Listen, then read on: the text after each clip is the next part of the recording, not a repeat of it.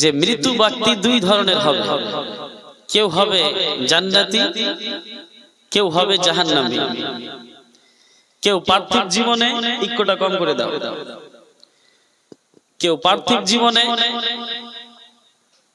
নামাজ, রোজা, হজ, যাকাত, আমালে সালেহা, নেক আমল করে এই পার্থিব জীবনে একজন বান্দা লড়াই করে, জীবনের সাথে লড়াই করে আল্লাহ রাব্বুল আলামিনকে দুনিয়াতে খুশি করেছেন।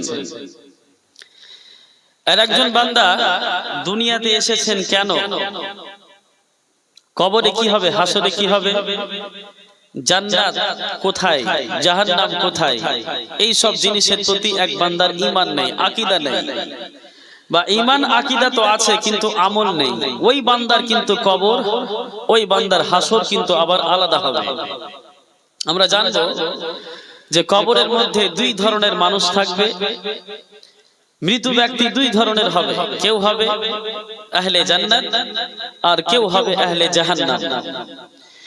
কিছু কিছু লোক যারা পৃথিবীর জমিনে নেক আমল করে আল্লাহ রাব্বুল আলামিনকে রাজি করে তারা কবরের দুনিয়াতে গিয়েছে। আবার কিছু কিছু মানুষ এই দুনিয়াতে এত গুনাহ করেছেন যে কবরে যেতেই তারা ভয় পাচ্ছে। এই কথাটাকে আল্লাহ রাসূল বলছেন, আল কবরু রাউযাতুম মিন রিয়াজিল জান্নাহ আও হুফরাতুম মিন হুফারিন নার। হে আমার উম্মতিরা শোনো, এই কবরটা কোন কোন মানুষের জন্য হবে জান্নাতের বাগানের মধ্য থেকে একটা ছোট্ট বাগান, মানে জান্নাতে একটা টুকরা হয়ে থাকবে আপনার কবরটা, জান্নাতি হয়ে থাকবে। আবার এই কবর কারো কারো জন্য আবার হয়ে যাবে হুফরাতুম মিন হুফারিন নার। জাহান্নামের বড় বড় গর্ত আছে, গাঢ়া আছে, জাহান্নামের অনেক বড় বড় খাদ আছে, খাল আছে। আল্লাহ রাসূল বলছেন কিছু কিছু মানুষের জন্য যারা দুনিয়ার জমিনে পাপ করেছে তাদের জন্য আবার এই কবরটা হয়ে যাবে জাহান্নামের বিশাল বড় একটা গর্ত। এবার decision is years, choice is years, যে আপনার 60 বছর, 70 বছর, 100 বছরের জীবনে আপনি আপনার জীবনটাকে কি কাজে লাগাবেন। সম্মানিত শুনি আমার,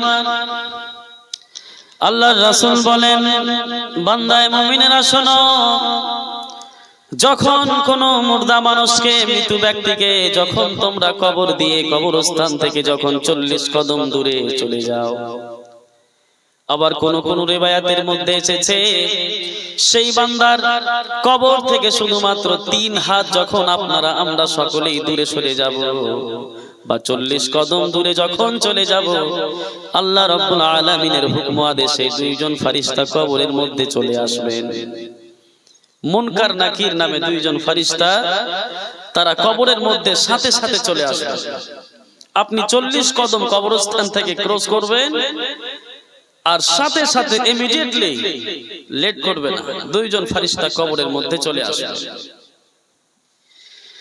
আপনি যদি মুমিন হয়ে থাকেন, আপনি যদি নেক বান্দা হয়ে থাকেন, কবরের মধ্যে দুইজন ফেরেশতা আসার সাথে সাথেই বলবে, তাহিয়াতুন আলাইকুম ওয়া সালাম, তোমার প্রতি আল্লাহ রাব্বুল আলামিনের শান্তি এবং আল্লাহর রহমতের ধারা অবতীর্ণ হোক, উঠে দাঁড়াও। ফেরেশতাদেরকে দেখে মুমিন বান্দা নিজের কবর থেকে উঠে দাঁড়াবেন। উঠে দাঁড়ার সাথে সাথেই সর্বপ্রথম ফেরেশতারা একটা প্রশ্ন করবে, মান রাব্বুকা, হু ইজ ইওর লর্ড। পার্থিব জীবনে তুমি কোন খোদাকে মেনেছো, কোন ভগবানকে মেনেছো? পার্থিব জীবনে 60 বছর, 70 বছর, 80 বছর, 90 বছর, 100 বছরের জীবন পেয়েছো বান্দা। যে আল্লাহ তোমাদেরকে দেখার জন্য চোখ দিয়েছে, বলার জন্য মুখ দিয়েছে, ধরার জন্য হাত দিয়েছে, চলার জন্য পা দিয়েছে, বুঝার জন্য বুদ্ধিমত্তা দিয়েছে, ভাই দিয়েছে, বোন দিয়েছে, পাড়া প্রতিবেশী, আত্মীয় স্বজন সবকিছু দিয়েছে। আল্লাহ বলছেন, ওয়া আতাকুম মিন কুল্লি মা সাআলতুমু, আমি তো আল্লাহ, যে আল্লাহ তোমাদেরকে আমি সব কিছু দিয়ে দিয়েছি, যা কিছু তোমাদের দুনিয়ার জমিনে প্রয়োজন ছিল।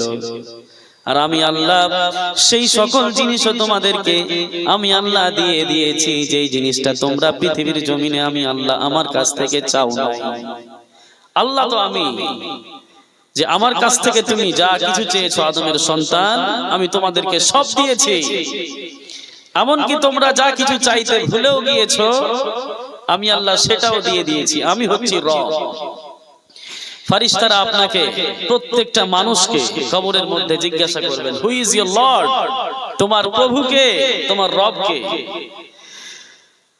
তো পৃথিবীর জমিনে যারা হিন্দু ছিল, যারা খ্রিস্টান ছিল, বা যারা অন্য অন্য রিলিজিয়নকে যারা ফলো করেছে, বা পৃথিবীর জমিনে যে যাকে খোদা মনে করে দাবি করেছে, বা পৃথিবীর জমিনে যে যাকে খোদা বানিয়েছে বা মালিক বানিয়েছে, লর্ড বানিয়েছে, প্রভু বানিয়েছে, কবরের মধ্যে গিয়ে সেখানে কিন্তু সেই কথাটাই বলবে যে পার্থিব জমিনে আমি এই খোদার ইবাদত করতাম।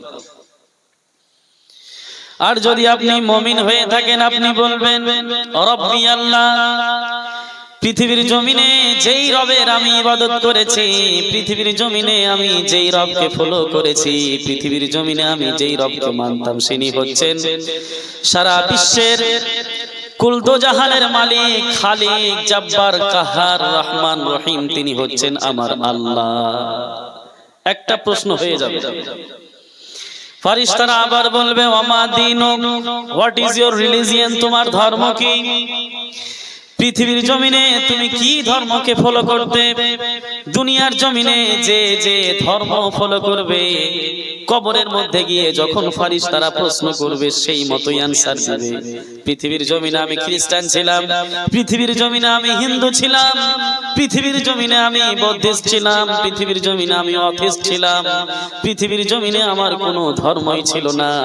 যারা কাফির মুশরিক হয়ে মারা যাবে তারা বলবে হা হা লা আদরি, কিছুই বলতে পারবে না। কিন্তু যারা মুমিন হবে, যারা নেক আমল করে এই পৃথিবী থেকে যাবে, তারা এই প্রশ্ন শোনার সাথে সাথে হেসে পড়বে। তারা বলবে যেই ধর্মকে আমি সারাটা জীবন পালন করে আসলাম, যেই ধর্মকে আমি সারাটা জীবন ফলো করে আসলাম, সেই ধর্ম নিয়ে আমাকে প্রশ্ন করার কিছু নেই।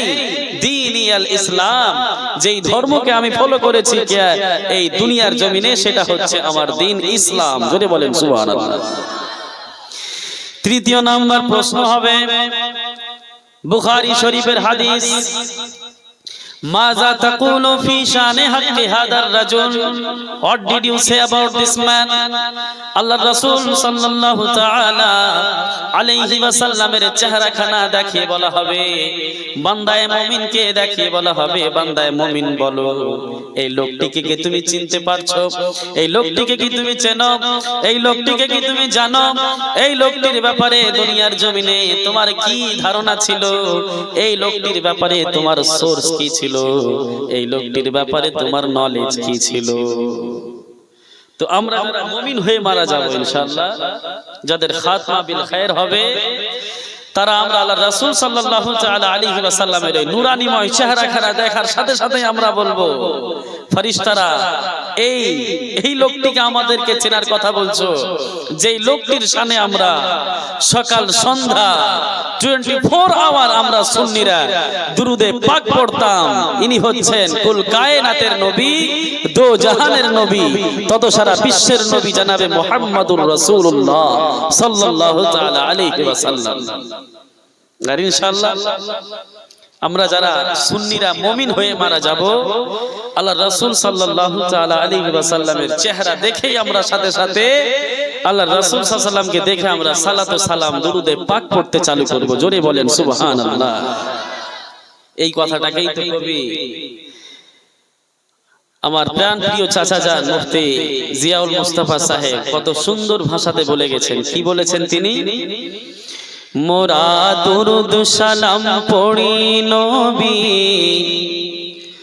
মোরা দুরুদ সালাম পড়ি নবী, তোমারি শরণে কঠিন দিনে জায়গা দিও তোমারি চরণে। কত সুন্দর ভাষাতে বলছেন তিনি, মোরা দুরুদ সালাম পড়ি নবী তোমার শরণে, তাই না? আল্লাহ রাসূল সাল্লাল্লাহু আলাইহি ওয়াসাল্লামের শানেই তো আমরা দুরুদ ও সালাম পাঠ করি, তাই না? তরুণ কবি মুফতি জিয়াউল মুস্তাফা মারহুম মাগফুর তিনি বলছেন, মোরা দুরুদ সালাম পড়ি নবী তোমার শরণে কঠিন দিনে, মানে রোজ হাসরের দিনে, যে দিনটা ডিসক্রাইব বর্ণনা আমি কিছুক্ষণ পরে ইনশাআল্লাহ দিব। সেই কথাটাকে তিনি কত সুন্দর ভাষাতে এই ছন্দের মাধ্যমে তিনি গেঁথেছেন যে সেই কঠিন দিনে জায়গা দিও তোমার চরণে। আল্লাহু আকবার কবীরা।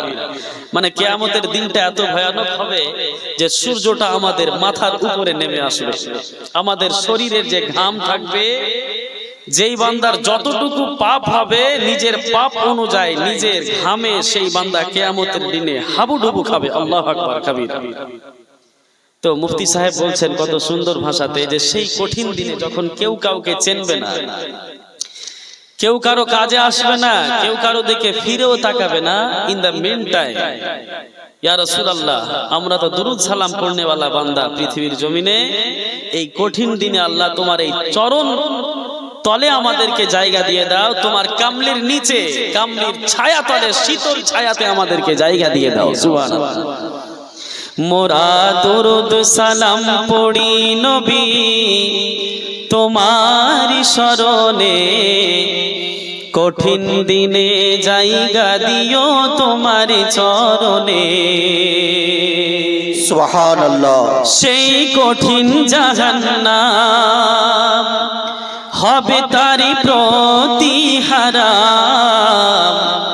চেহারা তোমার দেখিবে যে বা মুমিন মুসলমান।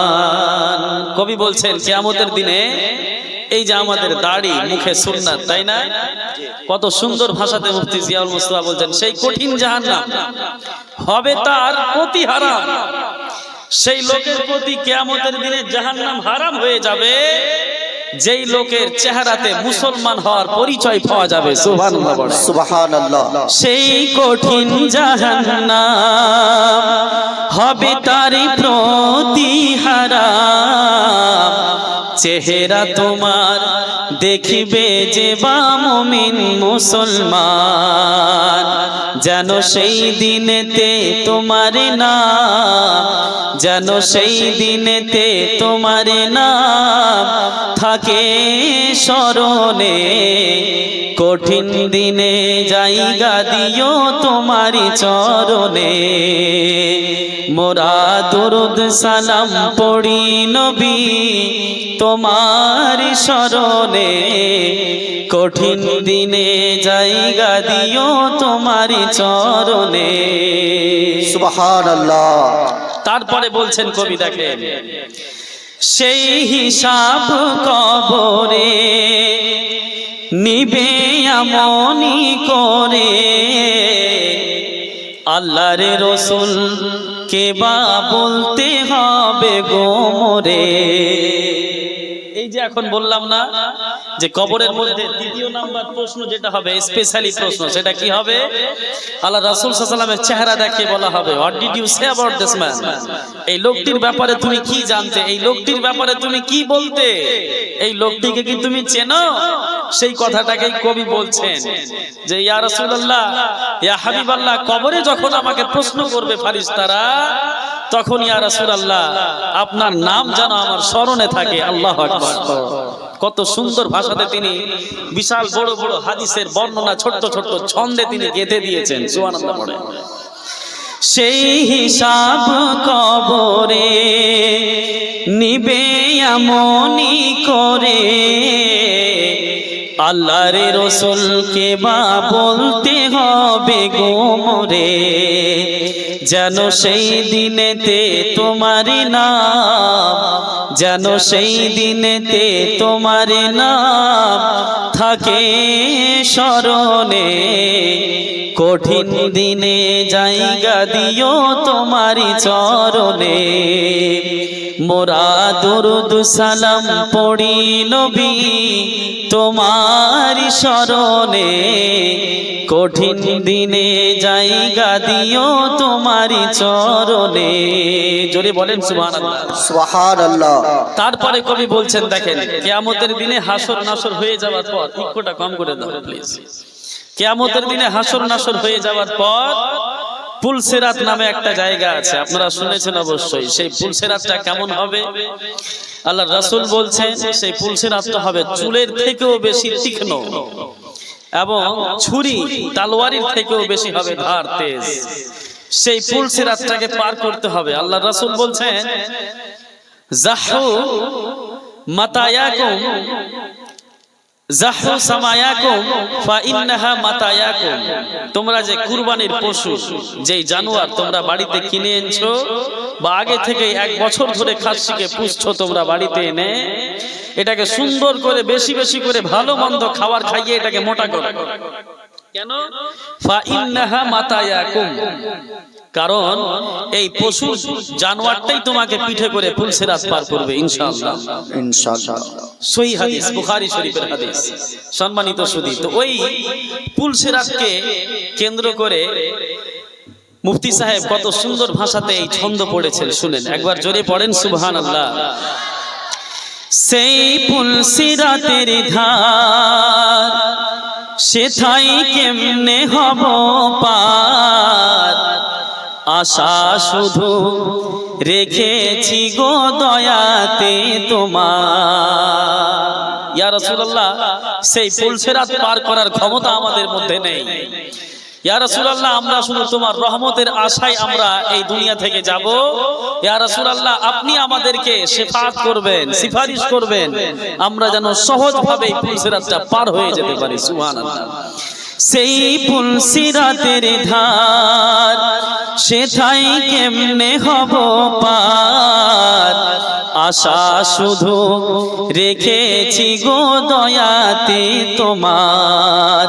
সেথা পার হতে পার হবে না কেউ, সেথা পার হতে পার হবে না কেউ, তোমার বিহনে কঠিন দিনে জায়গা দিও তোমার চরণে। মোরা দুরুদ সালাম পড়ি নবী তোমার শরণে, কঠিন দিনে জায়গা দিও তোমার চরণে। একবার দুরুদে পাক পড়ুন, আল্লাহুম্মা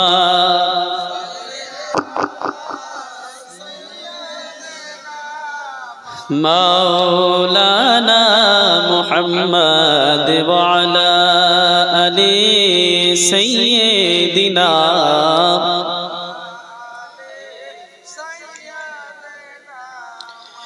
মাওলানা মুহাম্মদ সাল্লাল্লাহু আলাইহি ওয়াসাল্লাম।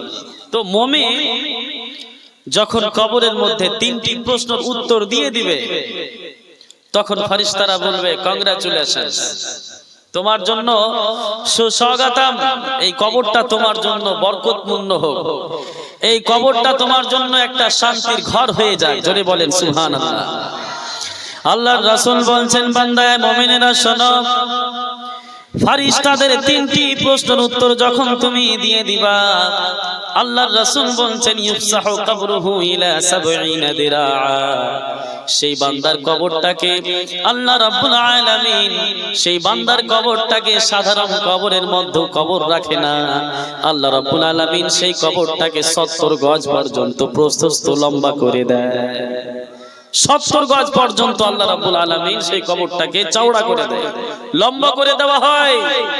ওয়া ইফতাহু লাহু বাবুন ইলাল জান্নাহ, এবং এই বান্দার কবর থেকে নিয়ে জান্নাত পর্যন্ত একটা দরজা খুলে দেওয়া হয়। আবু দাউদ শরীফের হাদিস, আল্লাহর রাসূল বলেন, জান্নাত থেকে নিয়ে কবর পর্যন্ত দরজা খোলা থাকবে। সেই জান্নাতি বান্দা কবরের মধ্যে শুয়ে শুয়ে সকাল সন্ধ্যা প্রত্যেকদিন কবর থেকেই জান্নাতকে দেখতে পাবে। সেই বান্দা আল্লাহর কাছে দোয়া করবে, মাবুদ তুমি নাকি এই জান্নাতটা আমার জন্য বানিয়েছো। তোমার ফেরেশতারা বলেছে কিয়ামতের দিন হবে, শেষ বিচারের দিন হবে, কিয়ামতের দিনে হাসর নাসর হয়ে যাবার পরে, হিসাব কিতাব হয়ে যাওয়ার পরে আল্লাহ তুমি নাকি এই জান্নাতটা আমাকে দিবা। আল্লাহ সেই কিয়ামতের দিনটাকে তুমি জলদি ইমিডিয়েটলি অতি শীঘ্র তুমি কিয়ামতের দিনটাকে সংগঠিত করে দাও। কিয়ামতের দিনটাকে সংগঠিত করে আল্লাহ এই জান্নাতের মালিক তুমি আমাকে বানিয়ে দাও। মানে ইক্কো কম, ইক্কো একদম লো করে দাও, ইক্কোর প্রয়োজনই নেই বক্তব্য। তার মানে কি বোঝা গেল? আপনি যখন কবর থেকে জান্নাতের সবকিছু দেখতে পাবেন, নাজ নিয়ামত, এমনকি এক রিওয়ায়াতের মধ্যে এসেছে যে জান্নাতের যত রকমের নাজ নিয়ামত আছে সবকিছু আল্লাহ রাব্বুল আলামিন আপনার কবরে, মুমিনের কবরে পৌঁছে দিবেন। জোরে বলেন সুবহানাল্লাহ। এই মতো করে আল্লাহ রাব্বুল আলামিন একটা মুমিনের কবরকে সাজিয়ে দিবেন। সেই বান্দা কবর থেকে শুয়ে এভরিডে সকাল সন্ধ্যা প্রত্যেক সময়ে ওই জান্নাতটাকে দেখতে পাবে। ওই যে দূর থেকে জান্নাত দেখতে পাওয়া যাচ্ছে, এই যে জান্নাতের আলো দেখতে পাওয়া যাচ্ছে, এই যে জান্নাতের ঘ্রাণ আমার নাকে লাগছে, আল্লাহ রাসূল বলছেন ফা ইন্না রিহাহা তুজাদু মিন 40 সানা। আপনি যদি 40 বছর পর্যন্ত একটা দ্রুত ঘোড়াকে চালাতেই থাকেন, স্পিড একটা ঘোড়া, মানে আজকের ডেটে ঘোড়া তো কম চলে, বাইক নিয়ে নেন, একটা দ্রুত বাইক যদি আপনি 80 বা 90 বা 100 তে যদি আপনি একটা বাইক চালান, 100 তে আপনি একটা বাইক চালিয়ে 40 বছরে যতদূর পর্যন্ত যাবেন, আল্লাহ রাসূল বলছেন 40 বছরের রাস্তা দূরত্ব পর্যন্ত জান্নাতের খুশবু পাওয়া যাবে। জোরে বলেন সুবহানাল্লাহ। এই বান্দায়ে মুমিন জান্নাতের মধ্যে শুয়ে শুয়ে জান্নাতের সকল রকমের নাজ নিয়ামতকে দেখতে পাবে। এয়ার কন্ডিশনে আপনারা গিয়েছেন, এয়ার কন্ডিশনে কত সুন্দর হাওয়া ভিতরে, বাইরে দেখবেন বেরিয়ে মনে হবে যে কোন আগুনে পড়ে গেলাম। যারা এসি গাড়িতে থাকে বা এসি ফ্যামিলিতে থাকে ওরা জানে এই কষ্টটা। যতক্ষণ এসিতে থাকবেন আপনি মনে হবে জান্নাতে আছেন, আর এসি থেকে যেমনই আপনি বেরিয়ে যাবেন বাইরে মনে হবে যে কোথায় চলে আসলাম, শরীর চিটপিট চিটপিট করবে আপনার, ইটস লাইক দ্যাট। কিন্তু আপনি এসি এয়ার কন্ডিশনের রুমে যখন আপনি যাবেন, ওই গেটের নিচে দিয়ে দেখবেন যদি হালকা যদি ছিদ্র থাকে বা জায়গা থাকে গেটের নিচে, ওই হালকা ছিদ্র দিয়ে জায়গা দিয়ে ওই স্থানটা দিয়ে একটা সুন্দর শীতল ঠান্ডা হাওয়া বের হয়। যারা বাইরে থাকে ওদের পায়ে এসে লাগে, তাই না? ওদের শরীরটাকে শীতল করে দেয়। অ্যাজ লাইক দ্যাট 40 বছর দূরত্ব পর্যন্ত এই জান্নাতি জান্নাতের সকল রকমের নাজ নিয়ামত কবরে পেতেই থাকবে। জোরে বলেন সুবহানাল্লাহ। জান্নাতের খুশবু পাবে, জান্নাতের লাইট, জান্নাতের স্পার্কলিং, জান্নাতের সৌন্দর্য সবকিছু কবর থেকে দেখতে পাবে। হুর হেলমান জান্নাতে সব চলাফেরা করবে, জান্নাতের মিউজিক আওয়াজ সবকিছু শুনতে পাবে, জান্নাতের ফল ফ্রুটস এবং জান্নাতের মধ্যে যে হুর হেলমান থাকবে প্রত্যেকটা জিনিসকে এই বান্দায়ে মুমিন কবর থেকে দেখতে পাবে। আর এই বান্দা আল্লাহর কাছে কেঁদে কেঁদে দোয়া করবে, মাবুদ তুমি না ওয়াদা দিয়েছো যে এই জান্নাতের মালিক তুমি আমাকে বানাবা, আল্লাহ তুমি না ওয়াদা দিয়েছো যে তুমি হাসরের দিন কায়েম করবা, কিয়ামতের দিন কায়েম করবা, আর সেই দিন হিসাব নিকাশ হয়ে যাওয়ার পরে এই জান্নাতের মালিক তুমি আমাকে বানিয়ে দিবা। আল্লাহ তোমার ওই দিনটা কবে তুমি কায়েম করবা, ইমিডিয়েটলি অতি শিগগির আল্লাহ তুমি দিনটাকে কায়েম করে দাও যেন আমি এই জান্নাতে প্রবেশ করতে পারি। জোরে বলেন সুবহানাল্লাহ। এটা তো হবে মুমিনের কবর।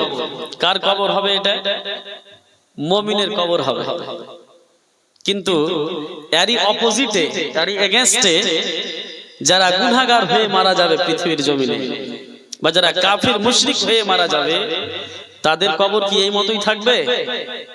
না, তাদেরকেও 3টা প্রশ্ন করা হবে। মান রাব্বুকা, মা দীনুকা, ওয়া মা তাকুলু ফি শানি হাক্কি হাদার রাজুল। তাদেরকেও 3টা প্রশ্ন করা হবে। কিন্তু যারা পারবে না বা গুনাহগার কাফির মুশরিক, তারা বলবে হা হা লা আদরি, হাই হতাশ, হাই হতাশ, লা আদরি, আমি তো কিছুই জানি না এই সম্বন্ধে।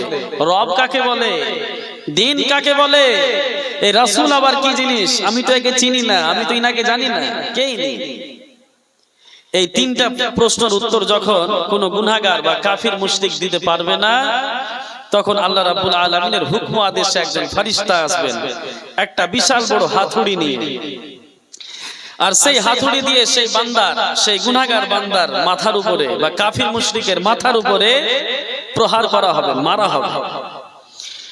ওই বান্দা যখন, ওই ফেরেশতা যখন সেই বান্দাকে কবরের মধ্যে হাতুড়ি দিয়ে মারবে, আল্লাহর রাসূল সাল্লাল্লাহু আলাইহি ওয়াসাল্লাম বলছেন, কোন এক রিওয়ায়াতের মধ্যে এসেছে যে মারতে সাথে সাথে 70 গজ পর্যন্ত মাটির নিচে জমিনে চলে যাবে। আল্লাহু আকবার।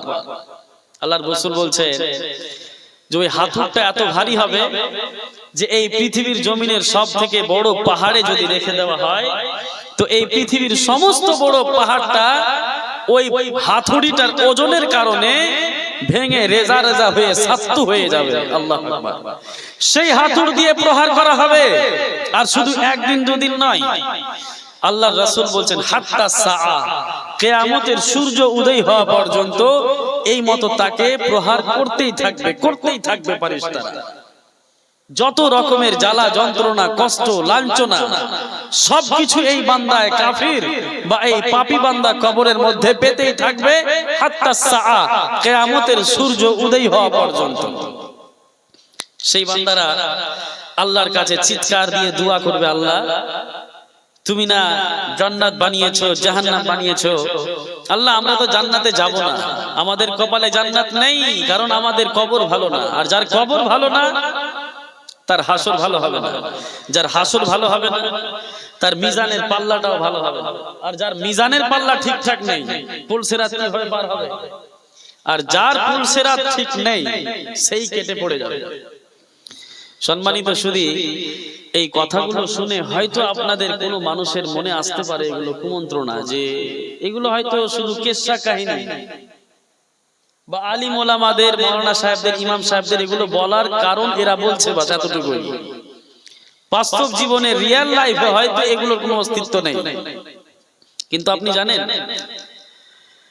আজকের ডেটে সারা পৃথিবী আপনি স্টাডি করেন, ইতিহাস আপনি খুঁজে দেখেন, এই পৃথিবীর জমিনে আপনার থেকে কত বড় বড় বুদ্ধিজীবী এসেছে এই পৃথিবীতে, আপনার থেকে কত বড় বড় বুদ্ধিজীবী এসেছে। আর আজ পর্যন্ত এই পৃথিবীর জমিনে বড় বড় বুদ্ধিজীবীরা দেখেন তারা ইসলাম গ্রহণ করছে।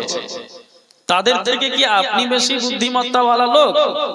তাদের থেকে কি আপনার কাছে বেশি বুদ্ধি আছে? আজকের সায়েন্স, নাসার বড় বড় সায়েন্টিস্টরা, বিজ্ঞানীরা, তারা রিসার্চ করতে করতে করতে করতে এমন একটা পর্যায়ে গিয়ে পৌঁছে গেছে যে ইসলামের এবং কোরআনের আয়াতের 99% জিনিস তারা সত্যতার মধ্যে পরিণত করতে পারছে। জোরে বলেন সুবহানাল্লাহ। ইসলাম ছেড়ে আপনি যাবেন কোথায়? কোনো উপায় নেই। এত বড় আসমান, এত বড় জমিন, এত বড় পাহাড়, এই চন্দ্র, এই সূর্য, পাহাড় পর্বত, নদী নালা, কীট পতঙ্গ, মানুষ, পশু পক্ষী, এই সমস্ত জিনিসকে আপনার কি মনে হয় এই সকল জিনিসকে কন্ট্রোল করার পিছনে কোনো একজন সত্তার অবশ্যই হাত আছে। আর সেই সত্তাটাকেই আমরা আল্লাহ এবং খোদা বলে ডাকছি। জোরে বলেন সুবহানাল্লাহ। আমরা গুনাহগার, আমরা আল্লাহকে দেখতে পাই না, আমাদের কাছে এতটুকু স্টাডি নেই, ক্ষমতা নেই যে আমরা আমাদের প্রজ্ঞা দিয়ে, আমাদের চোখ দিয়ে আল্লাহ রাব্বুল আলামিনের কুদরতি জিনিসকে বা আল্লাহকে দেখতে পাবো। কিন্তু আপনি যান এশিয়া কান্ট্রিতে, বাইরে আপনি যখন যাবেন, ফরেন কান্ট্রিগুলোতে, বড় বড় কান্ট্রিতে আপনি যাবেন, আমেরিকাতে যাবেন, অস্ট্রেলিয়াতে যাবেন, ইংল্যান্ডে যাবেন, আপনার থাইল্যান্ডে যাবেন, এই সমস্ত বড় বড় যেগুলো আপডেটিং কান্ট্রি আছে, এই সমস্ত জায়গাতে গিয়ে আপনি দেখবেন সেখানকার ছেলে মেয়েরা গুগলে সার্চ করে, গুগল সার্চ দিয়ে তারা ইসলামের সম্বন্ধে তারা জ্ঞান স্টাডি করছে, হাদিস স্টাডি করছে, কোরআনকে স্টাডি করছে। কোরআন স্টাডি করতে করতে করতে করতে কোরআনের আয়াতে মুগ্ধ হয়ে, কোরআনের বর্ণনাকে চিনতে পেরে, অর্থ বুঝে পড়ে করার কারণে তারা পৃথিবীর সমস্ত জিনিসকে রিসার্চ করার পরে বলছে যে এই পৃথিবীর জমিনে যা কিছু আছে আল্লাহ রাব্বুল আলামিন এই বুকটা, এই বইটার মধ্যে লিখে দিয়েছেন। জোরে বলেন সুবহানাল্লাহ। তারাও বাধ্য হয়ে যাচ্ছে আজকের এই ইসলাম ধর্মটাকে কবুল করার জন্য। তারা কি মনে হয় যে আপনার মতো আমার মতো এই মুল্লা মুলবি সাহেবদের কথা শুনে তারা মুসলমান হচ্ছে? না না না, তারা নিজে কোরআন পড়ছে, স্টাডি করছে, অর্থ বুঝছে, হাদিস পড়ছে, স্টাডি করছে, বড় বড় সায়েন্টিস্ট ইসলামকে রিসার্চ করার পরে তারা এমন একটা পর্যায়ে পৌঁছে যাচ্ছে যে সেই কথাটাকে ইসলাম অনেক আগে বলে দিয়েছে। আল্লাহ আকবার। যাই হোক, আমার বক্তব্য টপিক আজকে ইসলাম এবং মডার্ন সায়েন্স না, ইনশাআল্লাহ কখনো হলে ইসলাম এবং সায়েন্স নিয়ে তথ্য কিছু কথা বলতাম। যে আল্লাহ রাব্বুল আলামিন এই পবিত্র কোরআনুল কারীমের মধ্যে ৬৬৬৬টি আয়াত দিয়েছেন। এই 6666টি আয়াতের মধ্যে 1000-এর চেয়েও বেশি আয়াত আল্লাহ এমন নাজিল করেছেন কোরআনে, যেই কোরআনের আয়াতগুলো সায়েন্স নিয়ে কথা বলে। জোরে বলেন সুবহানাল্লাহ। যেই কথাটাকে কোরআন 1450 বছর আগেই বলে দিয়েছে, ওই কথাটাকে আজকের সায়েন্স আপডেট, সায়েন্স আজকে সেই পর্যায়ে পৌঁছাচ্ছে, আজকে সায়েন্স সেই জিনিসটার অ্যানসার পাচ্ছে, অথচ এই জিনিসের অ্যানসার কোরআন 1450 বছর আগে দিয়ে দিয়েছে। এই মতো একটি, দুটি, চারটি, পাঁচটি, 100, 200 আয়াত নয়, কমবেশ 1000-এর চেয়েও বেশি আয়াত। কেন আমাজিন্দা যে সায়েন্স নিয়ে আপনাদের পঞ্চনন্দপুর এলাকার কত ছেলে মেয়ে স্টাডি করছে, সব মুসলিম আমরা, অথচ কোরআন পড়িনি। আর আল্লাহর কোরআনে, এই কোরআনে 1000 এত আয়াত আছে যেটা সায়েন্স নিয়ে কথা বলে। সম্মানিত শুধু ইনশাআল্লাহ কখনো বক্তব্য হবে। তো আল্লাহ রাব্বুল আলামিন এই মতো করে একজন গুনাহগারের কাছে আর একজন কাফিরের কাছ থেকে হিসাব নেবেন, হিসাব নিকাশ হয়ে যাবে। হিসাব নিকাশ হয়ে যাওয়ার পরে এই মতো চলতেই থাকবে।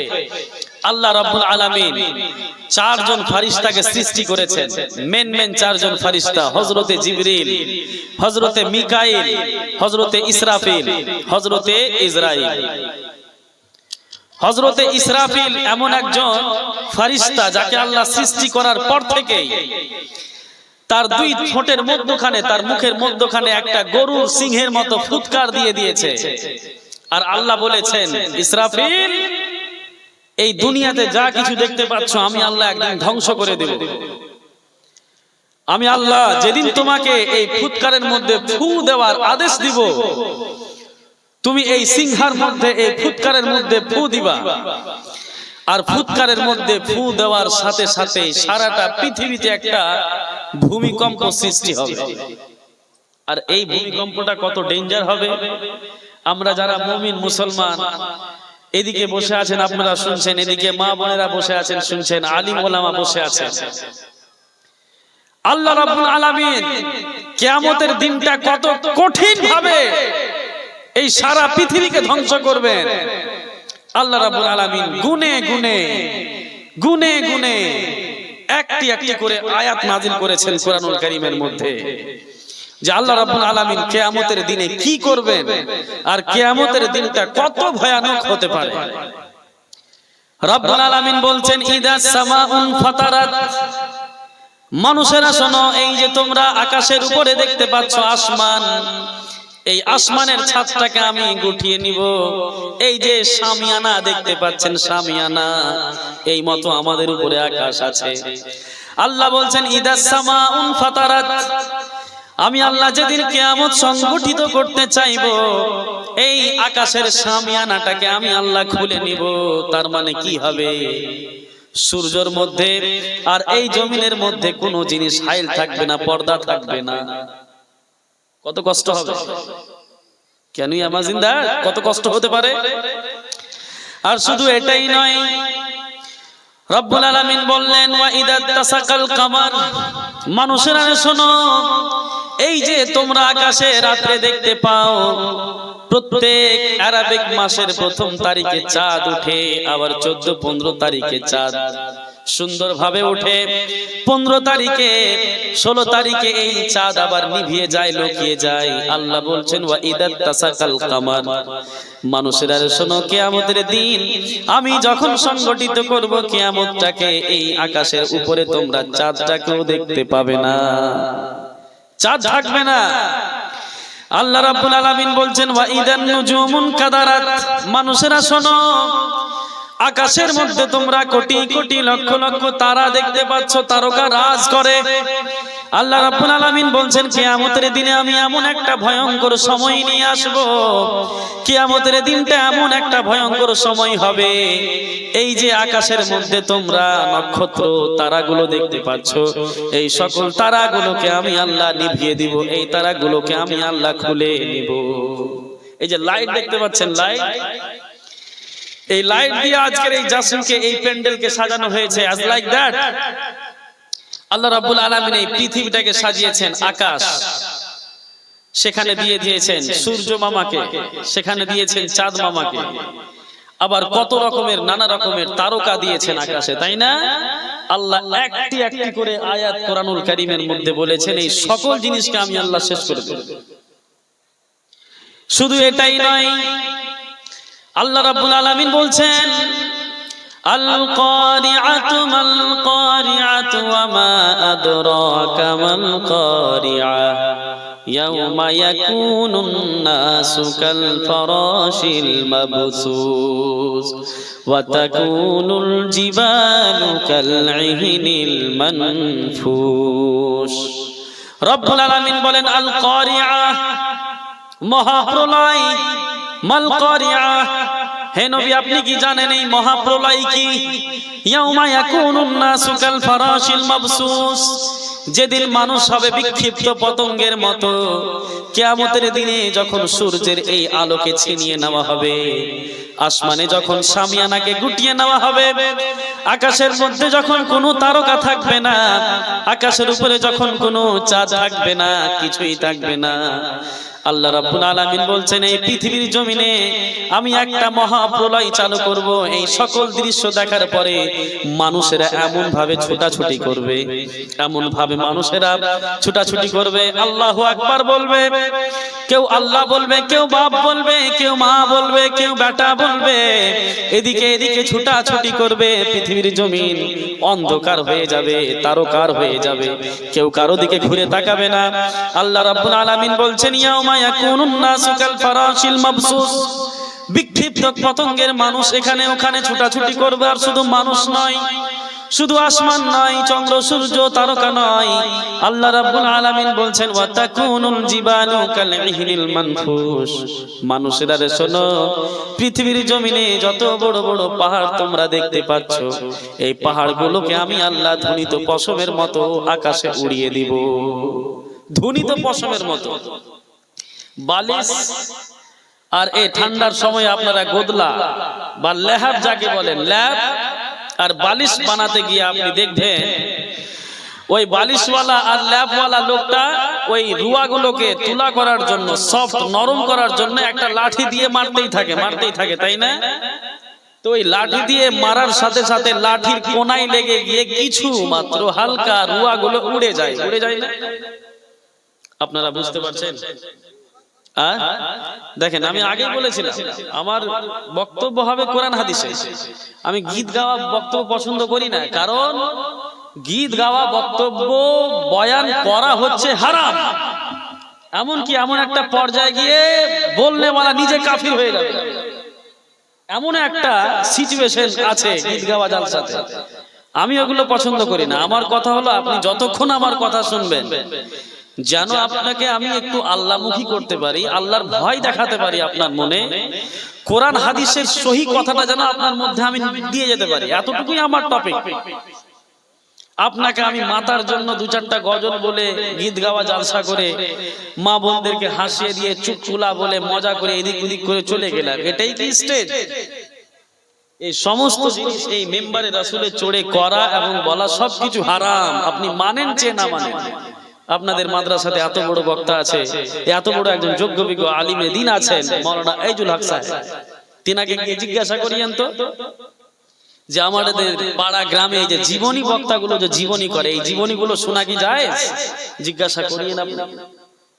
ইল্লা মাশাআল্লাহ অধিকাংশ মুকাররিরদের জীবনী শোনাই না যায় সারা, আমি যেটা মনে করি।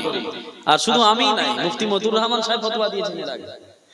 আমার কথা হলো কি, আপনি যতক্ষণ থাকবেন এখানে কোরআন হাদিসের কথা শুনে, আমরা সুন্নিরা এই শুধু কয়েকটা জিনিস নিয়েই ব্যস্ত। আমলের দুনিয়াতে আমরা একদম 0% বললেই চলে। এর কারণ হচ্ছে এই যে আমাদের আলিম ওলামারা হাদিস কোরআনের কথা, জান্নাত জাহান্নামের কথা, আল্লাহকে দেখে কখনো ভয় দেখায়নি। অথচ আল্লাহকে দেখে কত ভয় পেতে হবে জানেন? আপনি জানেন কত ভয় পেতে হবে? রব্বুল আলামিন বলেন ইয়া আইয়ুহাল মুযাম্মিলু কুমিল লাইলা ইল্লা কলিলা আবিনকুস মিনহু আও জিদ আলাইহি ওয়ারাত্তিলিল কুরআনা তারতিলা। আল্লাহর রাসূল সাল্লাল্লাহু তাআলা আলাইহি ওয়াসাল্লাম নিজে মুখে বলছেন, আনা সাইয়্যিদু বনি আদম, আমি আদম সন্তানের, সমস্ত আদম সন্তানের সরদার। আল্লাহ রাব্বুল আলামিন কিয়ামতের দিনে শাফাআতের কান্ডারি, আল্লাহ শাফাআতের ঝান্ডাটা আমার হাতে তুলে দিবেন। আল্লাহর রাসূল বলছেন যে আল্লাহ রাসূলের জীবনে এক কিঞ্চিত পরিমাণ কোনো গুনাহ নেই, যে আল্লাহ রাসূলের জীবনে এক কিঞ্চিত পরিমাণ কোনো ত্রুটি নেই, তিনার জীবনে কোনো কিছুই নেই। সেই নবী, যেই নবী আল্লাহর কাছে কোনো জিনিস যদি চেয়েছেন, আল্লাহ রাব্বুল আলামিন চাওয়ার আগেই সেই নবীকে জিনিসটি দুনিয়াতে দিয়ে দিয়েছে। আবার সেই নবী যখন কোন জিনিসকে শুধু মনে মনে কামনা করেছেন, আল্লাহ যদি আমার সাথে এটা হতো তাহলে কতই না ভালো হতো, আল্লাহ রাসূল মনে মনে কামনা করলেন, আল্লাহ সেই জিনিসটিকেও দিয়ে দিলেন। কত ভালোবাসতেন আল্লাহ রাসূল। সেই নবী কানা ইস্তাগফিরু ৭০ মাররা কুল্লা ইয়াউমিন।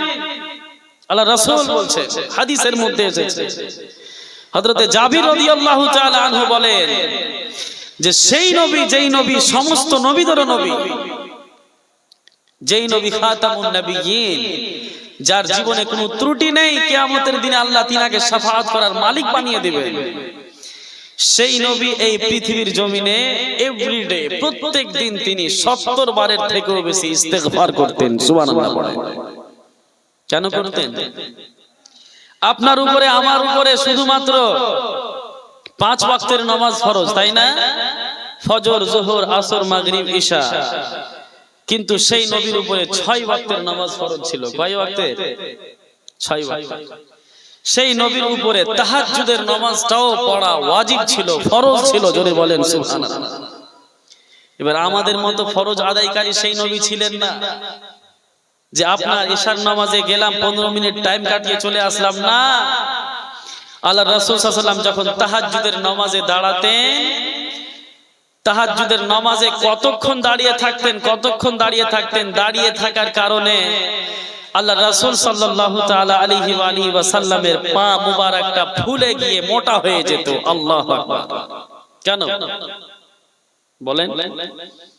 আল্লাহ সেই নবীকে নিজেই মানা করেছেন, হে নবী, আপনি সারা রাত এই মতো করে ইবাদত করিয়েন, অল্প কিছু সময় তাহাজ্জুদের জন্য বের করেন, আর ওই তাহাজ্জুদ পড়ে আপনি আবার আরাম করেন।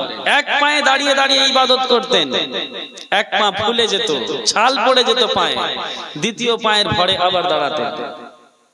কেন? হযরত ওসমানে গনি রাদিয়াল্লাহু তাআলা আনহু, যে সাহাবীকে আল্লাহ রাসূল সাল্লাল্লাহু আলাইহি ওয়াসাল্লাম দুনিয়ার জমিনে একবার নয়, দুইবার নয়, প্রায় কয় এক জায়গাতে, কয় এক স্টেজে, কয় এক মঞ্চে আল্লাহ রাসূল বলেছেন, এই যে আমার সাহাবী ওসমান, এই হচ্ছেন জান্নাতি। জোরে বলেন সুবহানাল্লাহ। আল্লাহর রাসূল বললেন, মদিনার প্রান্তরে মুমিন মুসলমানদের জন্য জল খাওয়ার কোনো কুয়া নেই। কুয়া বুঝেন? কুয়া, কুয়া তো সবাই বুঝেন। কুয়া নেই, একটাই কুয়া ছিল, একটা ইহুদির। আল্লাহর রাসূল বললেন, আছো কোনো আমার একজন সাহাবী, এই কুয়াটাকে কিনে আল্লাহর রাস্তায় ওয়াকফ করে দিবা। এখান থেকে, কুয়া থেকে জল নিতে গরিব মুসলমানদের, মানুষদের কষ্ট হয়, ইহুদি টাকা পয়সা নিয়ে এই কুয়াটার থেকে জল বের করতে দেয়। আমার কোন সাহাবী আছো কি এই কুয়াটাকে একবার কিনে সমস্ত মুমিনের জন্য, সমস্ত মদিনাবাসীর জন্য এটা আল্লাহর রাস্তাতে ওয়াকফ করে দিবে, দান করে দিবে? যদি কোন সাহাবী এই কুয়াটাকে কিনে আল্লাহর রাস্তায় দান করতে পারে, আমি নবী সেই সাহাবীকে দুনিয়ার জমিনে জান্নাতের গ্যারান্টি দিয়ে দিলাম। সুবহানাল্লাহ, সুবহানাল্লাহ পড়বেন না? হযরত ওসমান গনি রাদিয়াল্লাহু তাআলা আনহু হাত উঠালেন এবং বললেন, ইয়া রাসূলুল্লাহ, ইয়া হাবিবাল্লাহ, নবী গো, এই কুয়া কিনতে যত টাকা খরচ হবে ওসমান গনি দিতে রাজি আছে। সুবহানাল্লাহ পড়ে। হযরতে ওসমান গনি রাদিয়াল্লাহু তাআলা আনহু সেখানেও জান্নাতের সার্টিফিকেট পেয়ে নিলেন। পেলেন কি পেলেন না? বলেন, পেলেন কি পেলেন না? ওই না বুঝলে কি জালসা শুনতে এসছো? মাথা এখানে হাজির রাখো না। জি, এই ভাটিয়ারকে গ্রামে জালসা করতে আসি না আমি, জালসা করি না আমি জানি, আর বুঝে কম। ওই মুর্শিদাবাদ বীরভূমের সাইডে ঠিক আছে, ওগুলো জায়গাতে মানুষ বুঝে শুনে আপডেটিং লোক, এরা হাদিস কোরআন জীবনে শুনেনি। আর ভুল অ্যাকচুয়ালি সব লোকের না, ভুল হচ্ছে ওই মৌলভী সাহেবের গে যারা এসে কথা করতে আগে, কারণ জীবনে তো এই টপিকে কথা বলেনি, হাদিস কোরআন তো শোনায়নি, গীত গাওয়া মানলো এদিক থেকে এদিক, এদিক থেকে এদিক, মা মন এটা ওটা করে চলে গেল। মানুষ আজকে নতুন টপিক শোনাবেন তো অত কষ্ট হবে, কিন্তু আমি ওগুলো নিয়ে ভয় পাই না। আপনি আমাকে ডাকেন চে না ডাকেন, আমি আসি চে না আসি, আমার চাচা হাজী সাহেব আব্দুর রাজ্জাক সাহেব তিনি আমাকে বললেন, আমি ছাড়া দিয়ে চলে আসলাম। যাই হোক, আল্লাহ রাসূল সাল্লাল্লাহু তাআলা আলাইহি ওয়াসাল্লাম একবার হযরত ওসমান গনিকে জান্নাতের সার্টিফিকেট দিলেন। আবার কোন এক মাজমাতে বসেছিলেন, আল্লাহর রাসূল বললেন, হে আমার সাহাবীরা শোনো, তোমাদের কাছে এখন যেই সাহাবী আসবে, সর্বপ্রথম যেই সাহাবী এই মজলিসটাকে অ্যাটেন্ড করবে, দূর থেকে এসে বসবে, সেই সাহাবী হচ্ছে জান্নাতি। সাহাবায়ে কেরামরা দেখলেন কিছুক্ষণ পরে হযরতে আবু বকর সিদ্দিক রাদিয়াল্লাহু তাআলা আনহু সেই মজলিসে এসে বসলেন। আল্লাহর রাসূল বললেন, আবু বকর তুমি জান্নাতি। আবার কিছুক্ষণ পরে হযরতে ওমরে ফারুক আসলেন, আল্লাহর রাসূল বললেন, ওমরে ফারুক তুমি জান্নাতি। আবার কিছুক্ষণ পরে হযরত উসমানে গনি রাদিয়াল্লাহু তাআলা আনহু আসলেন, আল্লাহর রাসূল বললেন, উসমান তুমিও জান্নাতি। আবার কিছুক্ষণ পরে হযরতে আলী রাদিয়াল্লাহু তাআলা আনহু আসলেন, আল্লাহর রাসূল বললেন, আলী তুমিও জান্নাতি। সাদ ইবনে আবি ওয়াক্কাস আসলেন, আব্দুর রহমান ইবনে আওফ আসলেন, আব্দুল্লাহ ইবনে জুবায়ের আসলেন। একটা মজলিসে এট ওয়ান টাইম, একটা স্টেজে আল্লাহ রাসূল সাল্লাল্লাহু আলাইহি ওয়াসাল্লাম 10 জন সাহাবায়ে কেরামকে জান্নাতের সার্টিফিকেট দিয়ে দিলেন। জোরে বলেন সুবহানাল্লাহ। কথাগুলো বুঝতে পারছেন আমার? আপনারা শুনছেন না সবাই? দুই জায়গা হলো, আল্লাহর রাসূল সাল্লাল্লাহু তাআলা আলাইহি ওয়াসাল্লামের দুইজন মেয়ে ছিল, কন্যা, হযরতে যায়েনব এবং হযরতে উম্মে কুলসুম। হযরতে যায়েনব এবং হযরতে উম্মে কুলসুম রাদিয়াল্লাহু তাআলা আনহুর পর পর আল্লাহর রাসূল সাল্লাল্লাহু আলাইহি ওয়াসাল্লাম হযরতে উসমানে গনির সাথে বিয়ে দিয়েছিলেন। ওই জন্য তিনাকে যুন্নুরাইন বলা হয়, দুটি নূরওয়ালা। দুটি নূর বলতে আল্লাহর রাসূল সাল্লাল্লাহু আলাইহি ওয়াসাল্লামের দুইজন মেয়ে। জোরে বলেন সুবহানাল্লাহ। সেই সাহাবীও জান্নাতি, এক জায়গায় নয়, দুই জায়গায় নয়। আল্লাহর রাসূল সাল্লাল্লাহু আলাইহি ওয়াসাল্লাম সেই উসমানে গনিকে কয় এক জায়গাতে তিনি জান্নাতের সার্টিফিকেট দিয়েছেন যে উসমান তুমি জান্নাতি। আজকের পর তুমি যেই আমল করো না কেন, তোমার আমল তোমাকে যেই আমল করো না কেন তোমাকে জাহান্নামে নিয়ে যেতে পারবে না, কারণ তোমার উপরে জাহান্নামকে আল্লাহ হারাম করে দিয়েছেন। জোরে বলেন সুবহানাল্লাহ। সম্মানিত সুধী আমার, আল্লাহর রাসূল সাল্লাল্লাহু তাআলা আলাইহি ওয়াসাল্লাম একজন সাহাবীকে নয়, দুইজন সাহাবীকে নয়, 10 জন নয়, 1000 জন নয়, আল্লাহর রাসূল সাল্লাল্লাহু তাআলা আলাইহি ওয়াসাল্লামের যতজন সাহাবী দুনিয়ার জমিনে লক্ষ লক্ষ তিনার সাহাবী হয়েছিলেন। এক রিওয়ায়াতের মধ্যে এসেছে শেষ বয়সে আল্লাহর রাসূল সাল্লাল্লাহু তাআলা আলাইহি ওয়াসাল্লামের সাহাবী প্রায় 1,30,000-এর কাছাকাছি ছিল। প্রত্যেকটা সাহাবীকে আল্লাহর রাসূল জান্নাতের ঘোষণা দিয়েছেন, প্রত্যেকটা সাহাবীকে জান্নাতের গ্যারান্টি দিয়ে দিয়েছেন। কিন্তু জান্নাতের গ্যারান্টি পাওয়ার পরে এই সাহাবীগুলো নামাজ কখনো ছেড়েছে নাকি? ছেড়েছে? বলেন, এই সাহাবীর মধ্যে কোন সাহাবী কখনো রোজা ছেড়েছে নাকি? কখনো কোন সাহাবী হজ ছেড়েছে নাকি? যাকাত দিতে ছেড়েছে নাকি? কোন সাহাবী বলেছে নাকি আল্লাহর রাসূল আমাকে জান্নাতের সার্টিফিকেট দিয়ে দিয়েছে, এরপরে আমি যেই আমল করি না কেন আমার উপরে জাহান্নাম হারাম হয়ে গেছে, আমি আর জাহান্নামে যাব না, আমি আজকে থেকে নামাজ পড়ব না, যাকাত দিব না, রোজা রাখব না, হজ করব না, নেক আমল কিছুই করব না, কারণ আমি জান্নাতি। এই মতো কথা কোন সাহাবী বলেছে নাকি? বলেছে? বলে বলেছে? রিওয়ায়াতের মধ্যে এসেছে হযরত উসমানে গনি রাদিয়াল্লাহু তাআলা আনহু যখনই তিনি কোন কবরস্থানের কাছে থেকে যখন অতিক্রম করতেন, কবরস্থানকে যখন তিনি পার করতেন, তিনার কাঁদতে কাঁদতে কাঁদতে কাঁদতে চোখের জল এই দাড়ি দিয়ে এমন ভাবে টপ টপ টপ টপ করে পড়তো, মনে হতো হযরত ওসমানে গানি এখন মনে হয় উযু করে আসলেন, যার কারণে তিনার দাড়িতে এত জল। আল্লাহু আকবার। এমনকি রিওয়ায়াতের মধ্যে এটাও এসেছে যে হযরত ওসমানে গানি যখন কবরস্থানে যেতেন তখন তিনি কাঁদতে কাঁদতে বেহুশ হয়ে যেতেন। আল্লাহু আকবার। কেন? কারণ তিনারা জানতেন এটাই হচ্ছে আখিরাতের প্রথম স্টেপ, তাই না? যার আখিরাত ভালো করতে চাই যেই ব্যক্তি, সে যেন নিজের কবরটাকে ঠিক করে। কারণ যার কবর ঠিক নেই তার আখিরাত কখনোই ঠিক হতে পারে না।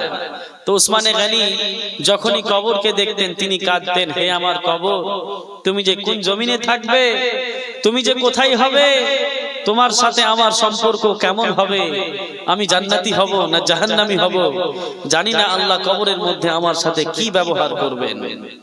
এই কথাগুলো ভেবে হযরত ওসমানে গানি যেই সাহাবীকে আল্লাহর রাসূল কয় একবার জান্নাতের সার্টিফিকেট দিয়েছেন, সেই সাহাবী একটা গুনাহ করতে কত ভয় পাচ্ছে। আল্লাহু আকবার। আপনি কি করে মনে করলেন যে আপনি জান্নাতে চলে যাবেন?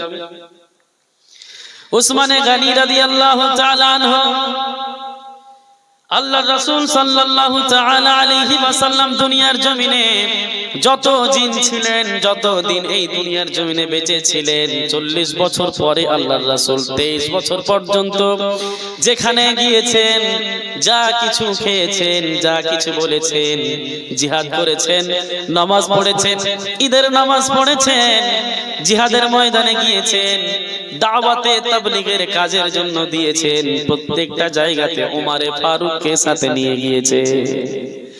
যেই ওমরে ফারুকের ব্যাপারে আল্লাহর রাসূল বলছেন, লাউ কানা বাদি নাবিয়ান লাকানা উমর, আমার পরে যদি কোনো মানুষ নবী হতো তাহলে অন্য কেউ নয়, আমার সাহাবী হযরতে উমর নবী হতো। কত বড় ফজিলত হযরতে উমরের, যে আল্লাহর রাসূল বলছেন লাউ কানা বাদি নাবিয়ান লাকানা উমর, আমার পরে যদি কেউ নবী হয় তাহলে উমর হবে, উমর। আল্লাহর রাসূল বলছেন আমার উম্মতিরা শোনো, হে আমার সাহাবীরা শোনো, এই যে আকাশে কতগুলো তারা তোমরা কেউ গুনতে পারবে নাকি? সাহাবায়ে কেরামরা বললেন ইয়া রাসূলুল্লাহ, ইয়া হাবিবাল্লাহ, নবী গো, এই আকাশের মধ্যে কত রকমের তারা আছে, কত কোটি কোটি লক্ষ লক্ষ নিযুত কোটি এই আকাশের মধ্যে তারা আছে, এতগুলি তারা গুনাহ সম্ভব নয়। আল্লাহর রাসূল বললেন ওরে আমার সাহাবীরা শোনো, আসমানে যেই মতো তারাগুলো সুমার করা গণনা করা সম্ভব নয়, ঠিক এই মতো আমার উমরের নেকিটাও গণনা করা সম্ভব নয়। তার মানে কি বুঝা গেল? যে আকাশের তারা যেই মতো আনগিনাত, আনকাউন্টেবল, যেটাকে গণনা করা যায় না, অ্যাজ লাইক দ্যাট উমরের নেকি কত হতে পারে, নেকিটাকেও গুণে লেখা যাবে না। জোরে বলেন সুবহানাল্লাহ। সেই উমর, যে উমরের ব্যাপারে আল্লাহর রাসূল বললেন লাউ কানা বাদি নাবিয়ান লাকানা উমর, আমার পরে যদি কোনো মানুষ নবী হতো তাহলে উমর হতো। এত বড় ফজিলতপূর্ণ, এত বড় সাহাবী রাসূল হযরতে ওমরে ফারুক রাদিয়াল্লাহু তাআলা আনহু, তিনি আল্লাহকে দেখে কত ভয় পেতেন, তিনি আল্লাহর জিকিরে কত তিনি ভয় পেতেন। হযরতে হাসান রাদিয়াল্লাহু তাআলা আনহু বলেন, আমরা কখনো কখনো হযরতে ওমরকে দেখতাম কাঁদতে কাঁদতে কাঁদতে কাঁদতে তিনি মদিনার খেজুরের গাছের নিচে নিজে একটা ছিটা ফাটা তিরপাল দিয়ে কাপড় দিয়ে হযরতে ওমর আল্লাহর জিকির করতে করতে আল্লাহর ভয়ে কাঁদতে কাঁদতে তিনি সেখানেই শুয়ে যেতেন। সুবহানাল্লাহ। তিনি বলছেন ওমর, আল্লাহ যদি তোমাকে মানুষ না বানিয়ে এই ছোট্ট একটা তিনকা বানাতো, তিনকা একটা কোনো জিনিস খড়ি হাতে নিয়ে নিতেন তিনি কিছু, আর তিনি বলতেন ওমর, আল্লাহ যদি তোমাকে মানুষ না বানিয়ে এই তিনকা বানাতো, খড়ি বানাতো, তাহলে কতই না ভালো হতো। না আমি দুনিয়াতে আসতাম, না আল্লাহর সামনে আমাকে যেতে হতো, না আমাকে আল্লাহর সামনে দাঁড়িয়ে হিসাব দিতে হতো। কেন এই কথাগুলো কেন বলছেন ওমর? এই কথাগুলো এই জন্যই বলছেন ওমর যে হযরত ওমর রাদিয়াল্লাহু তাআলা আনহুর মনের মধ্যে আল্লাহর ভয় ছিল, আল্লাহর তাকওয়া ছিল। তিনি জানতেন যে আল্লাহ রাসূল সাল্লাল্লাহু আলাইহি ওয়াসাল্লাম বলে গেছে হাসরের কিয়ামতের প্রথম স্টেপ হবে তোমার এই কবর। যার কবর ভালো না তার হাসর ভালো না। দেখা গেল কিয়ামতের দিনে আল্লাহ রাব্বুল আলামিন কার সাথে কি হিসাব নিতে গিয়ে কোথা থেকে কি হয়ে গেল।